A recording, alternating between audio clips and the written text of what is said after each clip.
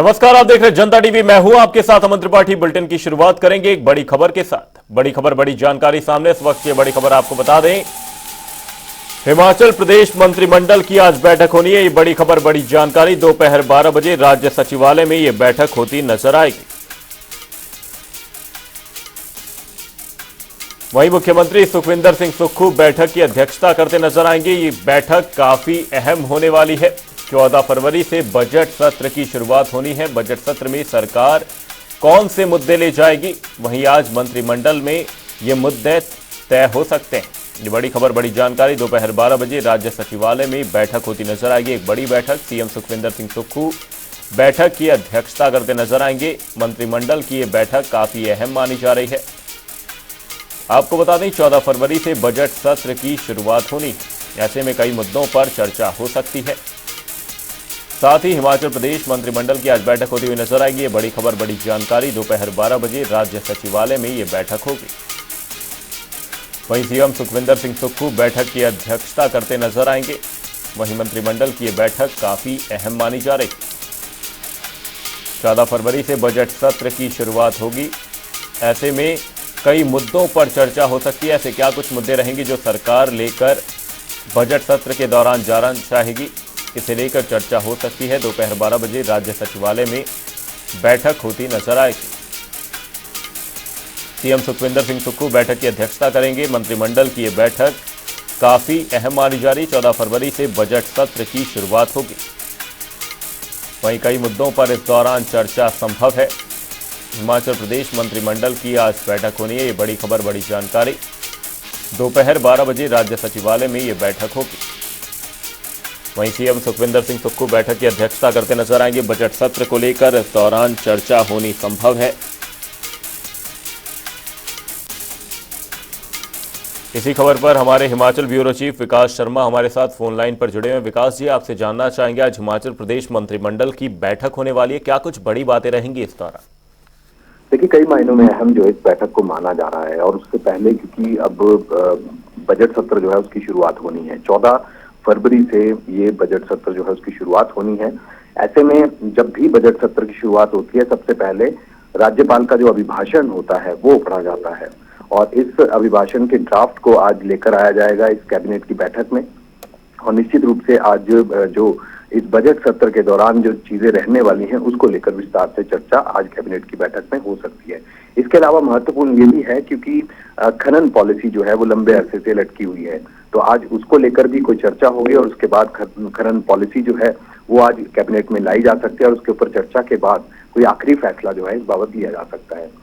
इसके अलावा लंबे अरसे से ये देखा जा रहा है कि JOIT और SMC जो शिक्षक हैं वो लगातार विरोध प्रदर्शन करते हुए इधर उधर नजर आ रहे हैं। हालांकि JOIT के लिए लगातार मुख्यमंत्री जो है उनसे मिल चुके हैं और लगातार विरोध जो है वो जगह जगह पर किया जा रहा है। शिमला में भी कई तरह के विरोध प्रदर्शन अभी तक किए जा चुके हैं।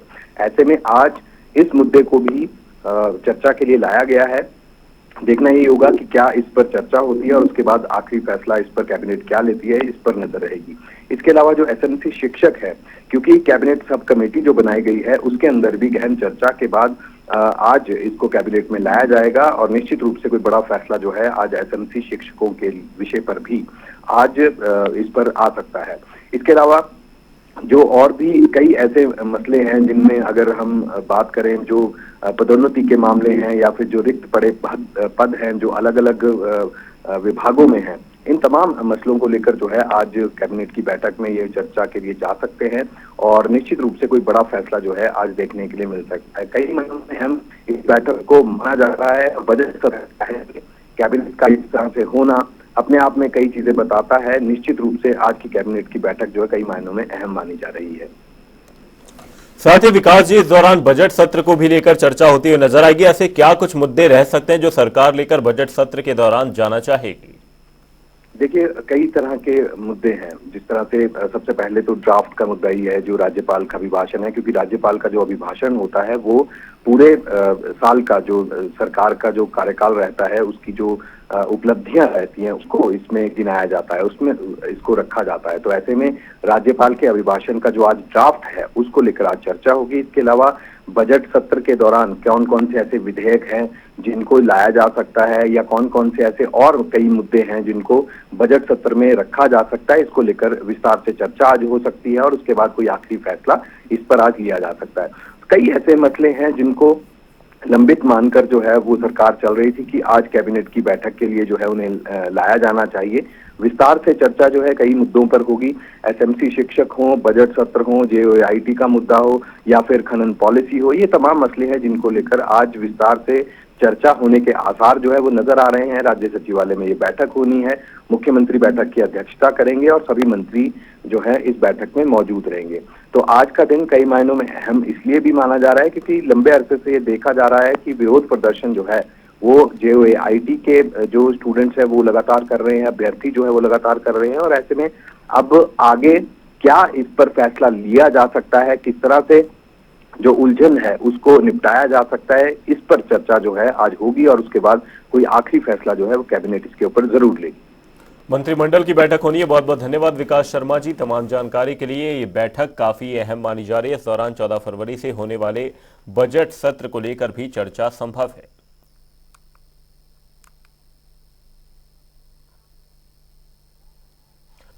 ब्रेक के बाद आपका स्वागत है। आप देख रहे हैं जनता टीवी। रुक करेंगे अगली खबर की ओर। मुख्यमंत्री सुखविंदर सिंह सुक्खू ज्वालामुखी विधानसभा क्षेत्र के एक दिवसीय दौरे पर रहे। इस अवसर पर मुख्यमंत्री का गांव वासियों ने जोरदार स्वागत किया।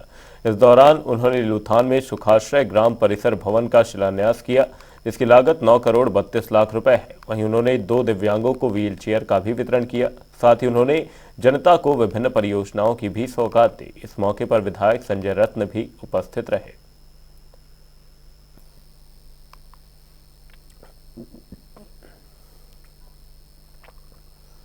मुख्यमंत्री सुखविंदर सिंह सुक्खू ज्वालामुखी दौरे पर रहे। इस दौरान उन्होंने सरकार गांव के द्वार कार्यक्रम में शिरकत की, साथ ही जनसभा को भी संबोधित किया। उन्होंने कहा कि प्रदेश सरकार ने बजट में कटौती कर आपदा में 4,500 करोड़ का विशेष पैकेज दिया और 16,000 परिवारों के लिए सरकार के नियम बदले गए। बजट में थोड़ी कटौती करके इधर उधर का बजट कटौती करके हमने 4500 करोड़ रुपए का आर्थिक पैकेज दिया, जिससे सड़कों को दुरुस्त किया गया, पानी की योजनाओं को दुरुस्त किया गया। और मेरे सामने जब उन 16,000 घरों की बात आई तो कहा जिसका मकान आंशिक रूप से टूट चुका है उसे नियम के अनुसार, कानून के अनुसार सिर्फ 5,000 रुपया दिया जा सकता है, और उसके बाद जिसका मकान पूरी तरह क्षतिग्रस्त हो चुका है उसे सिर्फ 1.5 लाख रुपया दिया जा सकता है। मैंने बैठक खत्म की अधिकारियों से, मैं रात भर सोचता रहा कि 1.5 लाख रुपया जिसका पूरा मकान क्षतिग्रस्त हो चुका है उससे कैसे उसका घर बनेगा। पाई जोड़कर एक घर बनाया जाता है हिमाचल प्रदेश में, बड़ी मुश्किल से एक घर बनता है। मैंने रात भर जब सोचने के बाद अगले दिन फिर अधिकारियों की बैठक की और मैंने उन 16,000 परिवारों के लिए नियम बदल दिए, कानून बदल दिया और 1.5 लाख रुपए की जगह हमने उन्हें 7 लाख रुपया देने का वादा किया। ये हम सच्ची श्रद्धा हमारी यहां हिमाचल की जनता के लिए थी। बिलासपुर में सरकार गांव के द्वार कार्यक्रम का आयोजन किया गया। इस दौरान तकनीकी शिक्षा मंत्री राजेश धर्माणी ने शिरकत की। इस अवसर पर राजेश धर्माणी ने कहा कि सरकार गांव के द्वार कार्यक्रम के दौरान जहां प्रदेश सरकार की विभिन्न योजनाओं की जानकारी पंचायत स्तर पर स्थानीय ग्रामीणों को दी जाती है, तो साथ ही उनकी समस्याओं व शिकायतों का निवारण भी उनके घर द्वार पर किया जाता है। वहीं राजेश धर्माणी ने कहा कि केंद्रीय शिक्षा मंत्री से हुई मुलाकात सार्थक सिद्ध हुई है और उन्होंने हिमाचल प्रदेश में भारतीय विज्ञान शिक्षा और अनुसंधान संस्थान खोलने की मांग की है, क्योंकि किसी भी पहाड़ी राज्य में इस तरह का संस्थान नहीं है।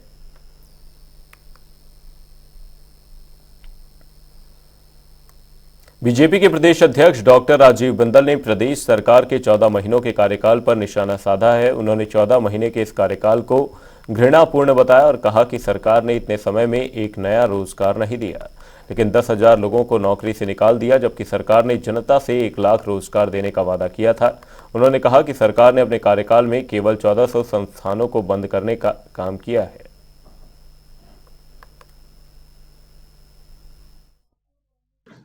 आज हिमाचल प्रदेश की वर्तमान कांग्रेस सरकार को बने लगभग 14 महीने पूर्ण हो चले हैं और हर रोज इस बात का इंतजार रहता है कि यह सरकार कोई अच्छा काम करे, परंतु इस सरकार ने सत्ता में आने के बाद जो सबसे पहला निर्णय किया था, वो निर्णय हिमाचल प्रदेश की जनता के ऊपर भारी पड़ रहा है। आती है तो पहला निर्णय जनहित का रहता है, परंतु कांग्रेस की सुखविंदर सरकार का जो पहला निर्णय था और वो भी बिना कैबिनेट के जो निर्णय था, इन्होंने आनन फानन में 1000 से ज्यादा संस्थान बंद कर दिए।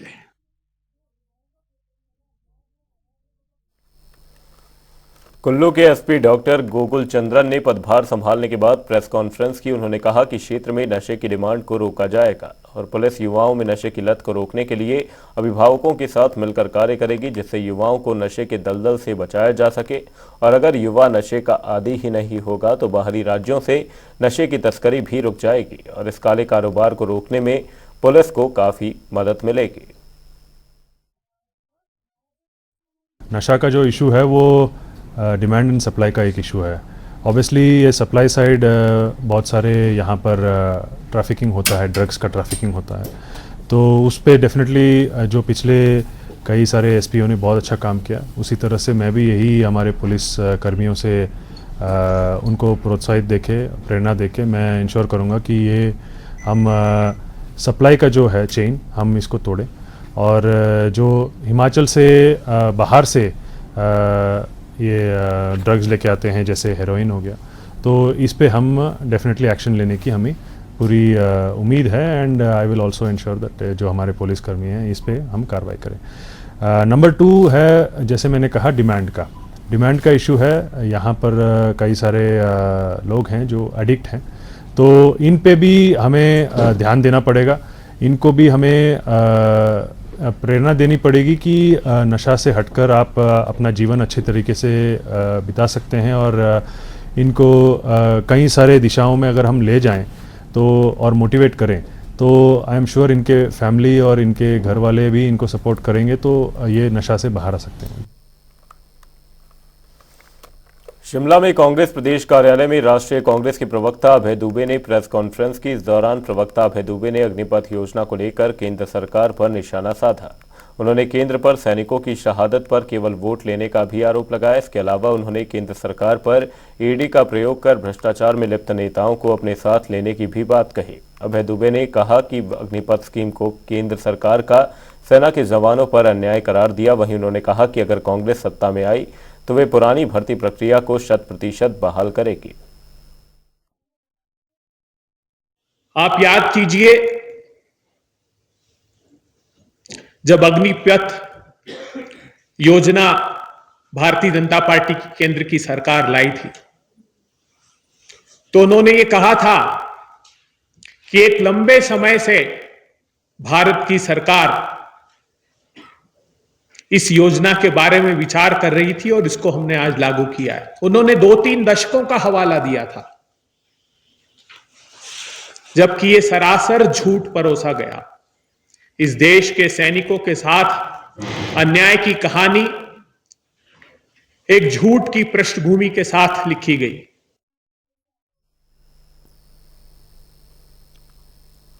जेओए-आईटी की भर्ती परीक्षा देने वाले अभ्यर्थियों ने भर्ती को जल्द पूरा करने की मांग की है। इसी को लेकर छात्र कल्याण संघ के पदाधिकारियों ने सीपीएस सुंदर ठाकुर के साथ मुलाकात की और उन्हें ज्ञापन सौंपा। प्रतिनिधि मंडल पवन सिंह का कहना है कि करीब 6000 युवाओं का परिणाम अभी तक लंबित चल रहा है। युवाओं का कहना है कि पूरे प्रदेश में युवा बेरोजगारी की मार से तंग आकर परेशान हो चुके हैं और वे कभी भी सरकार के प्रति अपना रोष निकाल सकते हैं। वहीं उन्होंने कहा कि लोकसभा चुनाव से पहले जेओए आईटी की भर्ती को पूरा किया जाए। जेओए 817 के रिजल्ट के साथ ही हमने जो नवनिर्मित राज्य चयन आयोग है उसका जो निर्माण हो रहा है उसमें तेजी लाने के लिए हमने उनसे रिक्वेस्ट की। हमें इस सरकार से बहुत उम्मीदें हैं, हमसे वादे किए गए थे कि हमें रोजगार मिलेगा, लेकिन हमारी तरफ कोई ध्यान नहीं दिया गया है। इस समय जब मैं कुल्लू की बात करूं तो यहाँ पर 10 से ज्यादा लाइब्रेरियां हैं जिसमें 1000 से ज्यादा स्टूडेंट्स एक्टिवली प्रिपरेशन कर रहे हैं। इसके अलावा बच्चे रूम में और अपने घरों में भी प्रिपरेशन कर रहे हैं। वे 1.5 साल से इंतजार कर रहे हैं, पेशेंस बना के बैठे हैं कि आयोग बनेगा और एडवर्टीजमेंट आएगी, वो पेपर देंगे, लेकिन ऐसा कुछ भी नहीं हो रहा है। हमारी फ्रस्ट्रेशन इस समय पीक पर है। जैसे प्रेशर कुकर में प्रेशर बढ़ता ही जाता है, एक स्टेज आती है जब वो फट जाता है। इसी तरह हिमाचल का युवा अभी तक बिल्कुल पेशेंस बना के रखा है, लेकिन हम ये पेशेंस कब तक बना के रखेंगे हमें नहीं मालूम। हमें जॉब की सख्त जरूरत है और 1.5 साल से हम इसका इंतजार कर रहे हैं और हमें उम्मीद है कि सरकार हमारी तरफ ध्यान देगी और युवा वर्ग के लिए कुछ काम करेगी और एडवर्टीजमेंट निकाला जाएगा।